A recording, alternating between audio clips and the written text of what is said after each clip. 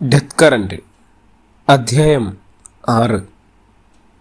ഫെഡറിക്സിൻ്റെ മരണത്തോടെ ക്യാമ്പിൽ ഭീതി പരന്നു. ഏതാനും ദിവസത്തേക്ക് ആരും മരം വെട്ടാനിറങ്ങില്ല. രാത്രിയിൽ ക്രിസ്റ്റഫർ ഒഴിച്ച് മറ്റാരും ഉറങ്ങിയുമില്ല. മിക്കപ്പോഴും വിൽബർട്ടിൻ്റെ കൂടാരത്തിൽ നിന്നും ദുഃഖസാന്ദ്രമായ സംഗീതം ഉയർന്നിരുന്നു. അയാൾ വയലിൻ മീട്ടുകയാണ്. ആരിലും സങ്കടമുണർത്തുന്ന വീജികളാണ് അതിൽ നിന്നും പുറപ്പെട്ടുകൊണ്ടിരുന്നത്. ഒരു ദിവസം ക്രിസ്റ്റഫർ വയലിനെടുത്ത് പൊതിഞ്ഞു കെട്ടിവെച്ചുകൊള്ളാൻ വിൽബർട്ടിനോട് ആജ്ഞാപിച്ചു. മരിച്ചവരുടെ സംഗീതം നരകത്തിൽ ചെന്നിട്ട് ഇവിടെ 11 പേർ ഇപ്പോഴും ജീവനോടെ ഇരിക്കുന്നുണ്ട്. ക്രിസ്റ്റഫറെ ഭയന്ന് വിൽബർട്ട് വയലിൻ മാറ്റിവെച്ചു. റാൾഫ് അടുത്ത ദിവസം തന്നെ സഹചാരന്മാരെയും കൂട്ടി ചങ്ങാടത്തിൻ്റെ പണിക്കിറങ്ങി. മരം മുറിക്കലും മറ്റും തകൃതിയായി നടന്നു. ചങ്ങാടത്തിന് ആവശ്യമുള്ള മരം ഏതാനും നിമിഷങ്ങൾ കൊണ്ട് മുറിച്ചു വീഴ്ത്തി. ഇനിയത് ആവശ്യമുള്ളത്ര നീളത്തിൽ കഷ്ണങ്ങളാക്കി മുറിച്ചുകൂട്ടി യോജിപ്പിക്കണം. തടി പല കഷ്ണങ്ങളാക്കി കഴിഞ്ഞാൽ ബ്ലാക്ക് ഡീമൺ വന്ന് അത് വലിച്ചു കൊണ്ടുപോയി ചതുപ്പിലോ കടലിലോ തള്ളിയേക്കാനിടയുണ്ട്, ക്രിസ്റ്റഫർ പറഞ്ഞു. പക്ഷേ ഈയിടെയായി അവൻ നമ്മുടെ പണിസ്ഥലത്തേക്ക് വരുന്നില്ല. കാൽപ്പാടുകൾ കാണാനില്ലല്ലോ. അർണോൾഡ്, നമുക്കൊരു പരീക്ഷണം നടത്താമെന്നായി റാൾഫ് കോൾമാൻ. നമ്മൾ വെട്ടിയിട്ട 1-2 തടികൾ മാത്രം കഷ്ണങ്ങളാക്കിയെടുക്കുക. ആ കഷ്ണങ്ങൾക്ക് എന്തു സംഭവിക്കുന്നുവെന്ന് നമുക്ക് നോക്കാം. അവർ അങ്ങനെ ചെയ്യാൻ തീരുമാനിച്ചു. തടികൾ മുറിച്ച് ചങ്ങാടത്തിൻ്റെ വലിപ്പത്തിനും അനുസൃതമായ കഷ്ണങ്ങളാക്കിയ ശേഷം അവർ പണിമതിയാക്കി തിരിച്ചു പോന്നു. രാത്രിയിൽ അവർ പതിവ് പോലെ തീക്കുണ്ടത്തിന് ചുറ്റും കൂടിയിരുന്നു. ക്രിസ്റ്റഫറിൻ്റെ കയ്യിൽ പാതിയോളം മദ്യം നിറഞ്ഞ കുപ്പിയും സിഗരറ്റും. അയാൾക്ക് ഇതുവരെ മദ്യത്തിനും സിഗരറ്റിനും ക്ഷാമം ഉണ്ടായിട്ടില്ല. ഹാരിസിൻ്റെ വകയായി ഉണ്ടായിരുന്ന മദ്യവും സിഗരറ്റും തീർന്നു കഴിഞ്ഞപ്പോഴാണ് ഫെഡറിക്സിൻ്റെ മരണം. ഉടൻ തന്നെ അയാൾ ഫെഡറിക്സിൻ്റെ മദ്യവും സിഗരറ്റും കൈവശപ്പെടുത്തി. ഫെഡറിക്സ് കൊല്ലപ്പെട്ടതോടെ ആ ടെൻഷൻ പൂർണ്ണമായും ഒഴിഞ്ഞു. ഹാരിസ് മരിച്ചു വീണ ആ ടെൻറ്റിൽ ഫെഡറിക്സ് മാത്രമാണ് താമസിച്ചിരുന്നത്. അയാളും മരിച്ചു കഴിഞ്ഞപ്പോൾ അവിടെ താമസിക്കാൻ ആരുമില്ല. അതിനുള്ളിൽ താമസിക്കുന്നവർക്കെല്ലാം ദുരന്തമുണ്ടാകുമെന്നുള്ള വിശ്വാസം സംഘാംഗങ്ങൾക്കിടയിൽ വ്യാപിച്ചിരുന്നു. പക്ഷേ ക്രിസ്റ്റഫർ പറഞ്ഞു, ഞാനവിടെ താമസിച്ചോളാം. എനിക്ക് തനിയെ താമസിക്കുന്നതാണ് ഇഷ്ടം. അന്നു മുതൽ ക്രിസ്റ്റഫർ അവിടെ താമസം തുടങ്ങി. തീക്കുണ്ടത്തിനടുത്തു നിന്നും മദ്യക്കുപ്പി നീട്ടിപ്പിടിച്ചുകൊണ്ട് അയാൾ പ്രഖ്യാപിച്ചു, ഞാൻ ഉടനെ ഒരു മോഷ്ടാവായി തീർന്നേക്കും. ഫെഡറിക്സിൻ്റെ മദ്യവും കുടിച്ചു തീർത്തുവെന്നോ? ഷാൻപിയർ അമ്പരപ്പോടെ ചോദിച്ചു. ഇനി നിങ്ങൾ എന്തു ചെയ്യും ക്രിസ്റ്റഫർ? ഇനി നമ്മുടെ കൂട്ടത്തിൽ ആരെങ്കിലും മരിക്കണം. അത് ഉടനെ സംഭവിച്ചേക്കുമെന്നാണ് പ്രതീക്ഷ. അത് നീ തന്നെ ആയിരിക്കുമെന്ന കാര്യത്തിൽ എനിക്കൊട്ടും സംശയമില്ല. റാൾഫ് കോപത്തോടെ പിറുവിറുത്തു. ആയിരിക്കട്ടെ, എനിക്കവിടെ മദ്യക്ഷാമം അനുഭവപ്പെടുകയില്ലല്ലോ. റാൾഫ് പിന്നെയൊന്നും പറഞ്ഞില്ല. തീ കാഞ്ഞിരിക്കെ ജൂലിയൻ അടുത്തു വന്നു. ക്രഫോർഡിനോട് ഒരു സിഗാർ ചോദിച്ചു. ക്രഫോർഡ് അവളെ തറപ്പിച്ചു നോക്കി. ഞാൻ തരികയില്ല, അയാൾ വെറുപ്പോടെ പറഞ്ഞു. ജൂലിയന് അല്പം ക്ഷീണം തോന്നി. അത്രയും പേരുടെ മുന്നിൽ വെച്ച് ക്രഫോർഡ് അങ്ങനെ പ്രതികരിക്കുമെന്ന് അവൾ കരുതിയില്ല. എനിക്ക് തെറ്റിപ്പോയി. ഞാനൊരു മനുഷ്യനോട് വേണമായിരുന്നു ചോദിക്കാൻ, അവൾ ഉറക്കെ തന്നെത്താൽ പറഞ്ഞു. ക്രഫോർഡിൻ്റെ തീച്ചൂടേറ്റ് ചുവന്ന മുഖം ഇരുണ്ടു. കണ്ണുകളിൽ കലളകി. ഈ സ്ത്രീകളുണ്ടല്ലോ, വകയ്ക്ക് കൊള്ളാത്ത ജന്തുക്കൾ. അവരെ കുട്ടി യാത്ര പുറപ്പെട്ടതാണ് സകല ദുരന്തങ്ങൾക്കും കാരണം. ക്രഫോർഡ് ചീറി. അതെ അതെ, ജൂലിയനും വിട്ടുകൊടുത്തില്ല. ആരിസിനെ കൊന്നതും ഒരു സ്ത്രീയാണല്ലോ. ഫെഡറിക്സിനെ കൊന്നതും ഒരു സ്ത്രീയാണല്ലോ. സംശയം എന്താണ്? സ്ത്രീ തന്നെ. ക്രഫോർഡ് കാദറിനെ നോക്കി പറഞ്ഞു. ഇവളുണ്ടല്ലോ, ഈ സിനിമാ തരം. ഇവൾ ഹാരിസിൻ്റെയും ഫെഡറിക്സിൻ്റെയും ഇടയിൽ നിന്ന് 1-ാം തരം അഭിനയം നടത്തി. ഫെഡറിക്സിനെ കൊണ്ട് ഹാരിസിനെ കൊല്ലിച്ചു. എന്നിട്ട് അവനെ നേരിട്ട് കൊല്ലാൻ ശ്രമിച്ചു. അത് കാരണം അവൻ സ്വയം ചെന്ന് ചെകുത്താനെ പിടികൊടുത്തു. ക്രഫോർഡ് പറഞ്ഞു നിർത്തിയ ശേഷം വല്ലാത്തൊരു മൂകത, കനലുകൾ പൊട്ടുന്ന ശബ്ദം മാത്രം. പെട്ടെന്ന് കാതറീൻ എഴുന്നേറ്റ് മുഖം പൊത്തിക്കറിഞ്ഞുകൊണ്ട് കൂടാരത്തിലേക്ക് ഓടിപ്പോയി. അത് കുറച്ച് കടന്നുപോയി. റാൾഫ് പിറുവിറുത്തു. നിങ്ങളൊരു സ്ത്രീ വിരോധിയാണെങ്കിൽ, ക്രഫോർഡ് ഷാൻപിയറിൻ്റെ കോപാവശത്തോടെ ആഘോഷിച്ചു. അവരുടെ മുഖത്തേക്ക് നോക്കാതിരിക്കുകയാണ് വേണ്ടത്, അല്ലാതെ അവരെ ആക്ഷേപിക്കുകയും അപമാനിക്കുകയുമല്ല. ഞാൻ അവരുടെ മുഖത്ത് നോക്കാറില്ല. ക്രഫോർഡ് അരിശത്തോടെ വലിച്ചുകൊണ്ടിരുന്ന സിഗരറ്റ് തീയിലേക്ക് ആഞ്ഞെറിഞ്ഞിട്ട് എഴുന്നേറ്റു. പക്ഷേ അവർ എൻ്റെ മുഖത്തിനു നേരെ വരരുത്. അയാൾ തൻ്റെ ടെൻറ്റിനുള്ളിലേക്ക് കയറിപ്പോയി. ജൂലിയനാണ് കുഴപ്പമുണ്ടാക്കിയത്. നിറഞ്ഞക്കറിഞ്ഞുകൂടെ ക്രഫോർഡിൻ്റെ സ്വഭാവം? വെർജീന കുറ്റപ്പെടുത്തി. ഞാനൊരു തമാശ കാണിച്ചതാണ്, ജൂലിയൻ പറഞ്ഞു. തമാശയല്ല, കരോൾ ഇടക്കേറി. ഞാനും ജൂലിയനും തമ്മിൽ ഒരു ചെറുപന്തയം.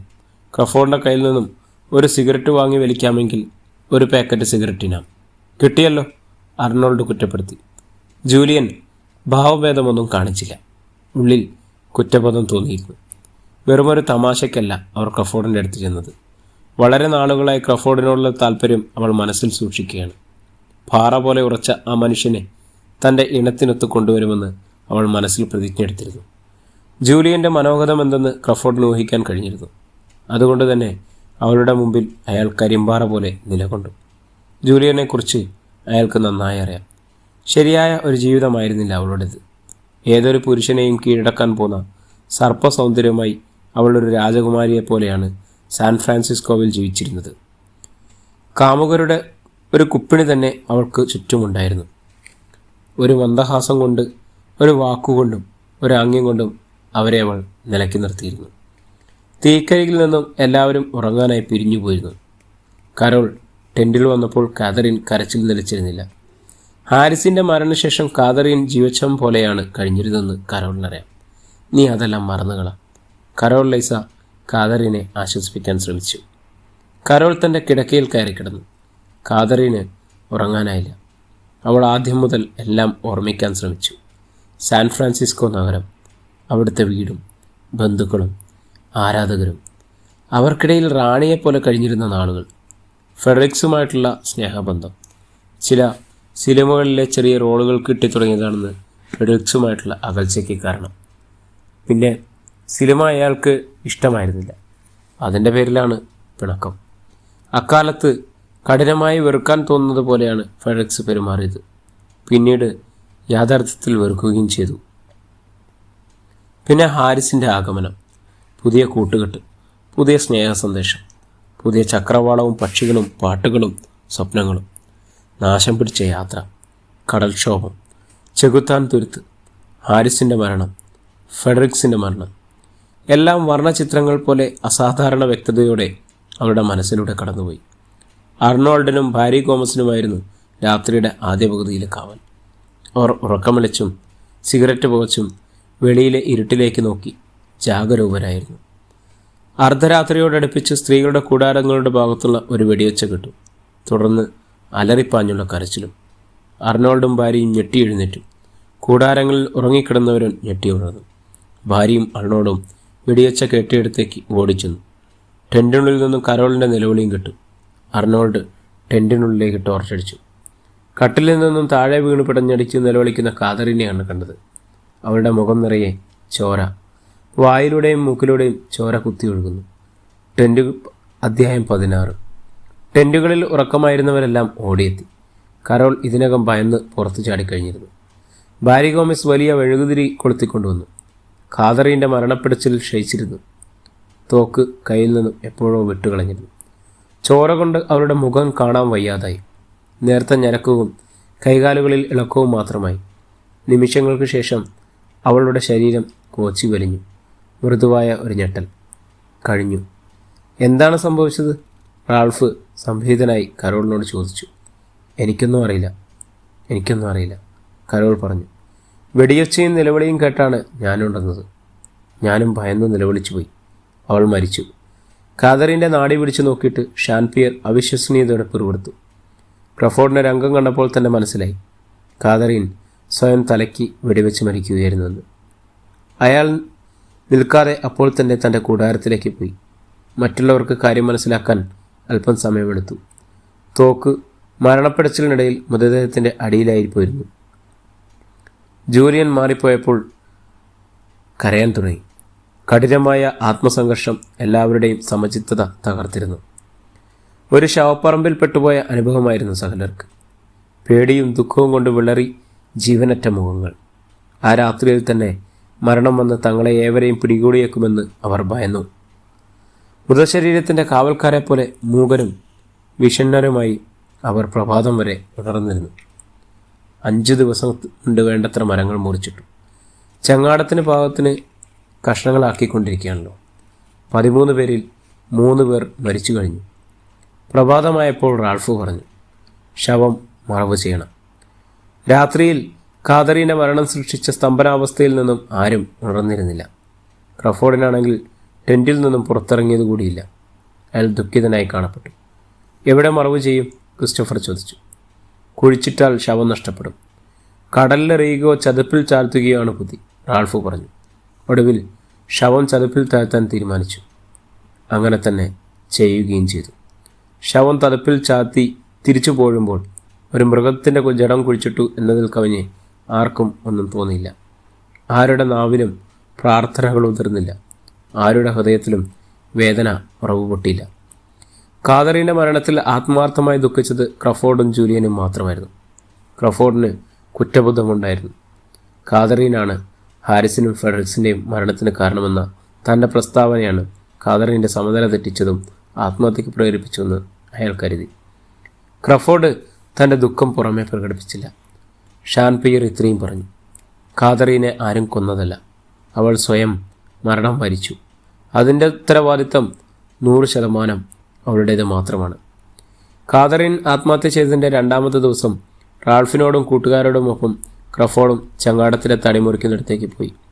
അവരുടെ കഷ്ണങ്ങളാക്കിയിട്ടിരിക്കുന്ന തടികൾ അതേ സ്ഥാനത്തുണ്ടായിരുന്നു. ബ്ലാക്ക് ഡീമൻ അത് വലിച്ച് കടലിൽ തളിയില്ലെന്നറിഞ്ഞപ്പോൾ എല്ലാവർക്കും സമാധാനമായി.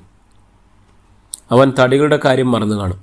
ഇനി അവൻ്റെ ശല്യമുണ്ടാവില്ലെന്ന് പ്രതീക്ഷിക്കാം, റാൾഫ് പറഞ്ഞു. അവൻ മറന്നതായിരിക്കില്ല. പാവങ്ങൾ ചങ്ങാടമുണ്ടാക്കി രക്ഷപ്പെടട്ടെ എന്ന് ഔദാര്യം കാണിച്ചതാകാൻ വഴിയിടും, ക്രിസ്റ്റഫർ പരിഹരിച്ചു. എന്തായാലും അവൻ്റെ ശല്യമുണ്ടാകാത്ത സ്ഥിതിക്ക് ബാക്കി മരങ്ങൾ കൂടി ചങ്ങാടത്തിൻ്റെ വലിപ്പത്തിനനുസരിച്ച് മുറിച്ചിടാം. അവർ അതിനുള്ള പണി തുടങ്ങി. ഈ കഷ്ണങ്ങളാക്കൽ പണി ഒരാഴ്ചയോളം നീണ്ടു. ഇത്രയും ദിവസങ്ങൾക്കിടെ ബ്ലാക്ക് ഡീമൻ ഒരു കഷ്ണം തടി പോലും കടലിൽ തള്ളിയുമില്ല. അതോടെ എല്ലാവർക്കും ആശ്വാസമായി. ഇനി അവൻ്റെ ശല്യമുണ്ടാവില്ല. എന്നാൽ മരങ്ങളെല്ലാം മുറിച്ച് കഷ്ണങ്ങളാക്കിയതിൻ്റെ പിറ്റേന്ന് കടൽക്കരയിൽ ചെന്നപ്പോൾ മുറിച്ചിട്ട ഒരൊറ്റ കഷ്ണം പോലും അവിടെ ഉണ്ടായിരുന്നില്ല. അവയെല്ലാം കടലിലേക്ക് വലിച്ചു കൊണ്ടുപോയ പാടുകളുമുണ്ട്. സകലരും അന്താളിച്ചു നിന്നു. ദുഃഖവും നിരാശയും കോപവും കൊണ്ട് കരഞ്ഞു പോകുമെന്ന് മട്ടായി റാൾഫ്. ക്രിസ്റ്റഫർ കൗതുകത്തോടെ പറഞ്ഞു, നമ്മൾ ഇതുവരെ ചെയ്ത പണി എത്രയും കടലിൽ കണ്ടില്ലേ? ആ ചെകുത്താന് നമ്മളെക്കാൾ ബുദ്ധിയുണ്ട്. അവസാനത്തെ മരവും കഷ്ണമാക്കുന്നവരെ അവൻ കാത്തിരുന്നു. എന്നിട്ട് നമ്മുടെ ഇതുവരെയുള്ള കഷ്ടപ്പാട് അത്രയും ഒറ്റ രാത്രി കൊണ്ട് അവൻ കടലിൽ തള്ളിക്കളഞ്ഞു. ആരും ഒരക്ഷരം മിണ്ടിയില്ല. ഇപ്പോൾ മനസ്സിലായല്ലോ, അവൻ നമ്മളെ ചങ്ങാടത്തിൽ കയറ്റി വൻകരയിലെത്തിക്കുമെന്ന്. എനിക്ക് അവനെ കണ്ട് ഒരു അഭിനന്ദനം പറയാൻ തോന്നുന്നുണ്ട്. അർണോൾഡ് തലയ്ക്ക് കൈയും കൊടുത്ത് വേടുമേലിരുന്നു കൊണ്ട് പരാതിപ്പെട്ടു.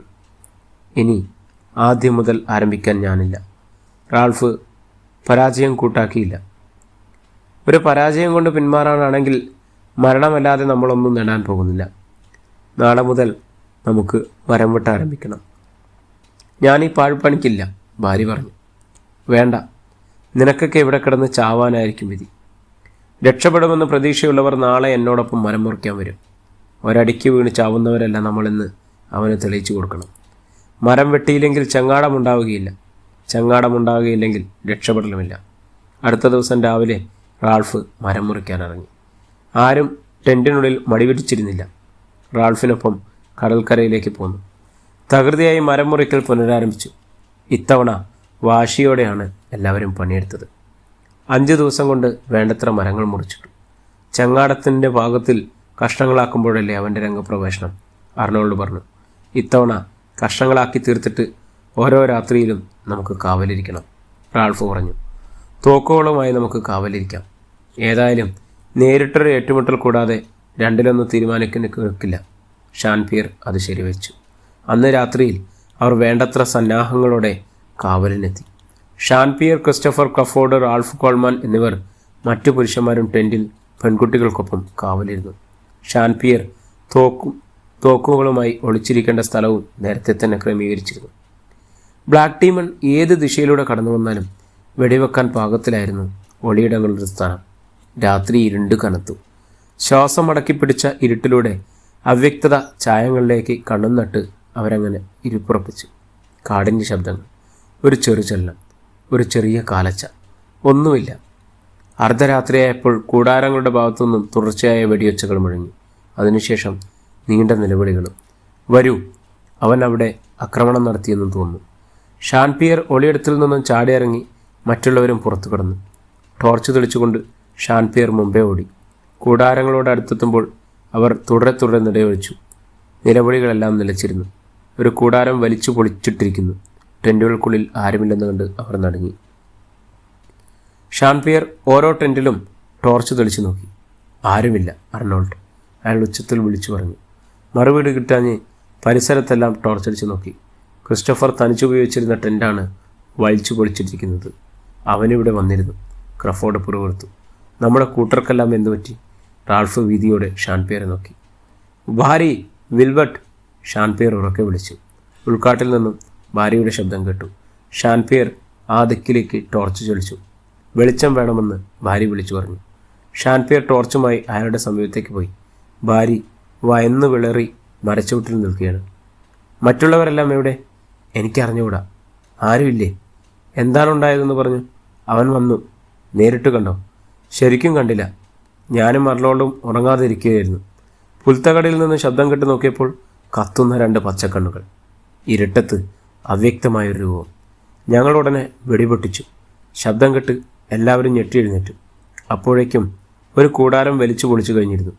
ഭാഗ്യത്തിന് അതിനുള്ളിൽ ആരുമുണ്ടായിരുന്നില്ല. ഞാനും അർണോൾഡും തുരുതുരെ നിറയൊഴിച്ചു.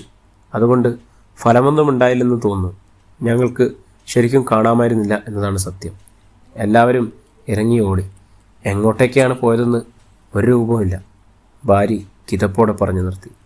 അപ്പോൾ അർണോൾഡിൻ്റെ സ്വരം ഇരുട്ടിലെവിടെയോ നിന്ന് കേട്ടു. അയാൾ തപ്പിത്തടഞ്ഞ് പുൽത്തകടിയിൽ നിന്നും വന്നു. അയാളുടെ സമീപത്തായി ജൂലിയനും വിൽബർട്ടും കുന്നിൻ മുകളിലേക്കാണ് ഓടിക്കയറിയത്. അയാൾക്ക് പിന്നിൽ കരോളുമുണ്ടായിരുന്നു. ഷാൻപിയറിൻ്റെ വിളിയൊച്ച കേട്ടാണ് ഓട്ടം നിർത്തിയത്. അവരുടെ ടെൻറ്റുകൾക്കരികിലേക്ക് തിരിച്ചു വന്നു. വെർജിയനെ മാത്രമേ ഇനി കാണാനുള്ളൂ. ഷാൻപിയറും സംഘവും കൂടി വെർജിയെ ആ പരിസരത്തെല്ലാം തിരഞ്ഞു നടന്നു. കൂടെ ഉറക്കെ വിളിച്ചു തിരഞ്ഞു. നടക്കുന്നതിനിടയിൽ ഒടുവിൽ പുൽത്തകയുടെ അങ്ങേയറ്റത്ത് ആരിസിനടക്കിയ ശവക്കുഴിക്കുള്ളിൽ അവൾ കിടക്കുന്നത് കാണാമായിരുന്നു. അവൾ ബോധശൂന്യായി കഴിഞ്ഞിരുന്നു. ഷാൻപിയറും റാൾഫും കൂടി അവളെ താങ്ങിയെടുത്ത് കൂടാരത്തിലേക്ക് കൊണ്ടുവന്നു. ആരെയും നഷ്ടപ്പെട്ടിട്ടില്ലെന്നറിഞ്ഞപ്പോൾ ക്യാമ്പിൽ ആശ്വാസമായി. സംഭവത്തെക്കുറിച്ച് ചോദിച്ചപ്പോൾ എല്ലാവരും ഒരേ തരത്തിലുള്ള വിവരണമാണ് നൽകിയത്. ജ്വലിക്കുന്ന 2 വലിയ പച്ചക്കണ്ണുകളല്ലാതെ ആരും ഒന്നും വ്യക്തമായി കണ്ടിട്ടില്ല. അവൻ തൻ്റെ പുറകെയാണ് ഓടിക്കൊണ്ടിരിക്കുന്നതെന്ന് ഓരോരുത്തരും പറഞ്ഞു. ജ്വലിക്കുന്ന പച്ചക്കണ്ണുകളും ഭൂമി കുലുക്കുന്ന കാലൊച്ചയും ഓരോരുത്തരുടെയും തൊട്ടു പിന്നാലെ ഉണ്ടായിരുന്നു അത്രേ. എന്നാൽ അവൻ്റെ രൂപത്തെക്കുറിച്ച് ആർക്കും വ്യക്തമല്ല, ധാരണയില്ലാതാണ്. ക്യാമ്പ് ആക്രമിക്കാൻ ഇന്നവൻ തീരുമാനിച്ചിരുന്നു. നമ്മൾ 3 പേർ ഇവിടെ ഇല്ലാതെ പോയത് അവന് സൗകര്യമായി, റാൾഫ് പറഞ്ഞു. അങ്ങനെയാണെന്ന് തോന്നുന്നില്ല, ഷാൻപിയർ പറഞ്ഞു. നമ്മൾ തടിക്കഷ്ണങ്ങൾക്ക് കാവൽ നിൽക്കുന്നത് അവന് മനസ്സിലായി. ഒരുപക്ഷെ നമ്മളെല്ലാവരും അവിടെയാണെന്ന് അവൻ ധരിച്ചിരിക്കും. ടെൻറ്റുകൾ നശിപ്പിച്ചു കളയാമെന്ന ലക്ഷ്യത്തോടെയായിരിക്കും അവൻ വന്നത്. ഇരപിടിക്കുകയാണ് ലക്ഷ്യമെങ്കിൽ അവനത് നിഷ്പ്രയാസം സാധിക്കാമായിരുന്നു. ഇവിടെ ആക്രമിക്കേണ്ടതില്ലല്ലോ. കാവൽ നിന്ന് നമ്മളെ ആക്രമിച്ചാൽ മതിയായിരുന്നല്ലോ. പക്ഷേ എൻ്റെ വിശ്വാസം വെടിയുണ്ടകളെ അവൻ ഭയപ്പെടുന്നുണ്ടെന്നാണ്. അർണോൾഡും ഭാര്യയും വെടിവെച്ചതുകൊണ്ടാവാം അവൻ നരനായിട്ട് ദീർഘിപ്പിക്കാതെ സ്ഥലം വിട്ടത്, ക്രഫോർഡ് അഭിപ്രായപ്പെട്ടു. ഇതൊന്നും ശരിയായ സംഗതിയല്ല, ക്രിസ്റ്റഫർ പറഞ്ഞു. നമ്മളെ തടിക്കഷ്ണങ്ങൾ കൊണ്ട് കാവൽപ്പണിയിൽ നിന്നും മാറ്റാൻ അവൻ രൂപം കൊടുത്തൊരു തന്ത്രമാണിത്. നാളെ കടൽക്കരയിൽ ചെല്ലുമ്പോൾ ഒരൊറ്റ തടിക്കഷ്ണം അവിടെ ഉണ്ടാവുകയില്ലെന്നുള്ള ഒരു പന്തയം. ആരെങ്കിലും ഉണ്ടോ? 5 പെങ്ക് ബ്രാൻഡിയും 2 പാക്കറ്റ് സിഗരറ്റും ആരെങ്കിലും ഉണ്ടോ? പന്തയത്തിന് മുതിർന്നില്ലെങ്കിലും ക്രിസ്റ്റഫറിൻ്റെ വാദം അംഗീകരിക്കാൻ ആരും തയ്യാറല്ല.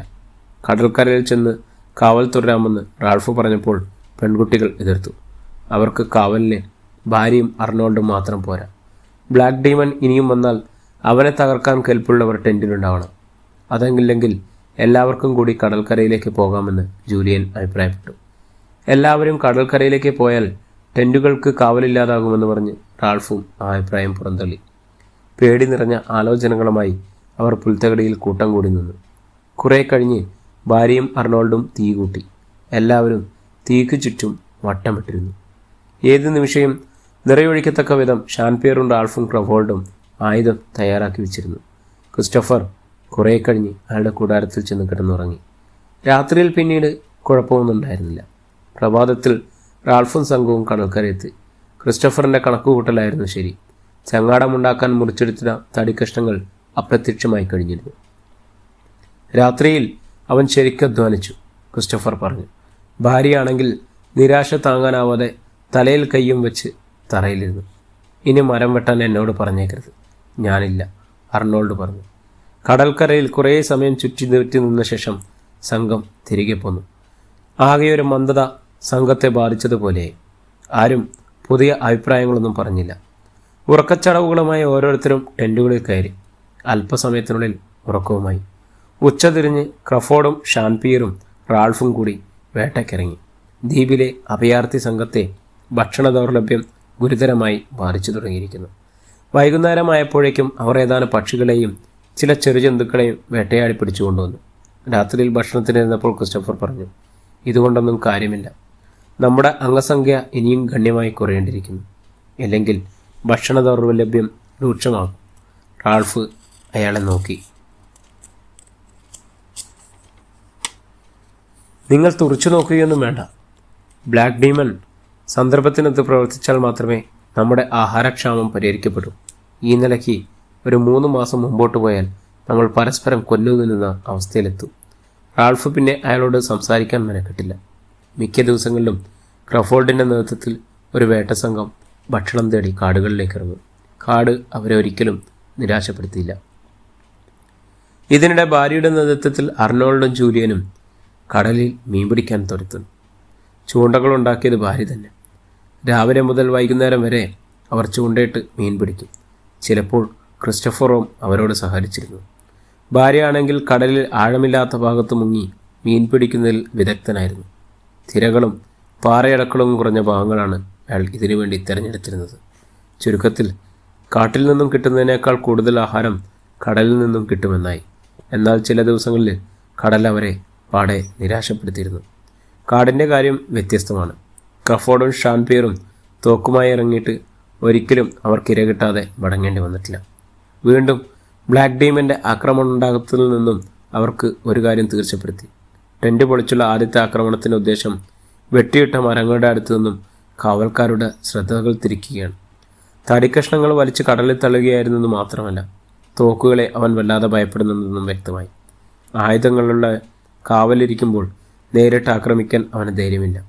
മറ്റൊരു കണ്ടുപിടുത്തം അവൻ രാത്രിയിൽ മാത്രമേ ഇരപിടിക്കാൻ ഇറങ്ങുന്നുള്ളൂ എന്നതായിരുന്നു. ഷാൻപിയർ അത് വ്യക്തമാക്കി.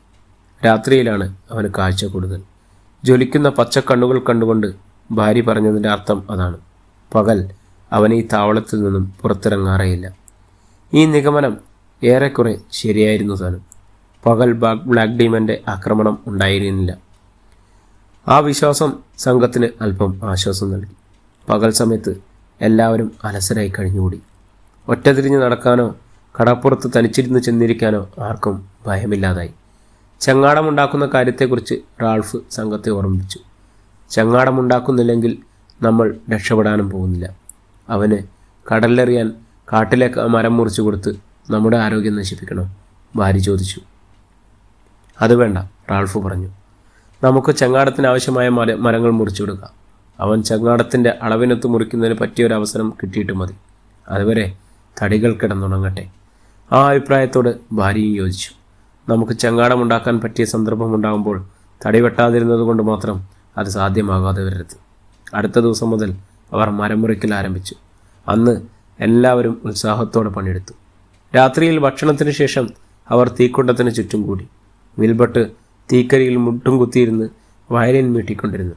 കരോളൈസയും ജൂലിയനും ചേർന്ന് ഏതാനും പാട്ടുകൾ പാടി. റാൾഫും ക്രഫോർഡും ഷാൻപിയറും മദ്യം അൽപാലമഹായി നുണഞ്ഞുകൊണ്ട് പാട്ട് ശ്രദ്ധിച്ചിരുന്നു. തീക്കട്ടയുടെ പ്രകാശനമേറ്റ് ഓരോ മുഖവും ചുവന്നു കാണപ്പെട്ടു. എൻ്റെ മദ്യം തീർന്നു, ക്രിസ്റ്റഫർ ഉറക്കെ പ്രഖ്യാപിച്ചു. കാതറിൻ്റെ പങ്ക് ഇനി ബാക്കിയില്ല. കാതറിൻ മരിച്ചു കഴിഞ്ഞപ്പോൾ അവളുടെ പങ്കും മദ്യവും സിഗരറ്റും അയാൾ കൈവശപ്പെടുത്തിയിരുന്നു. തീർന്നെങ്കിൽ ഇനി കടൽ വെള്ളം കോരിക്കൊടുക്കുകയേ മാർഗമുള്ളൂ. അതൊന്നും വേണ്ടിവരില്ലെന്ന് ക്രിസ്റ്റഫർ പുച്ഛിച്ചു തള്ളി. ഓരോ തവണയും എൻ്റെ കൈവശമുള്ള മദ്യം തീർന്നപ്പോൾ ബ്ലാക്ക് ഡീമൺ എന്നെ സഹായിക്കാനെത്തി. ഇത്തവണ അങ്ങനെ സംഭവിച്ചേക്കുമെന്നാണ് എനിക്ക് തോന്നുന്നത്. ഇവനാണ് ഒന്നാമത്തെ ചെകുത്താൻ. ക്രഫോർഡ് ഖൂദരനായി ചാടി എഴുന്നേറ്റു ടെൻറ്റിനുള്ളിലേക്ക് കയറിപ്പോയി. കുറച്ചു സമയത്തിനു ശേഷം കാവലിരിക്കുന്നവർ ഒഴികെ മറ്റെല്ലാവരും കൂടാരങ്ങളിൽ പോയി. റാൽഫും വിൽബർട്ടും തീക്കരികിലിരുന്നു. രാത്രി കനത്തു വരുന്നതോടെ അവർക്ക് ജാഗ്രതയേറി. നാനാഭാഗത്തേക്കും കണ്ണുകൾ ചെവിയും തുറന്നു വെച്ച് ഏകാഗ്രമായ ഇരിപ്പ്. പ്രിയപ്പെട്ടവരെ, ഈ കഥ ഇവിടെ തുടരുകയാണ്. നമ്മുടെ അടുത്ത ഭാഗത്തിനായി നമ്മുടെ ചാനലൊന്ന് സബ്സ്ക്രൈബ് ചെയ്യുക, ബെല്ലൈക്കൺ അമർത്തുക. വീണ്ടും കാണും വരേക്കും എല്ലാവർക്കും നന്ദി, നമസ്കാരം.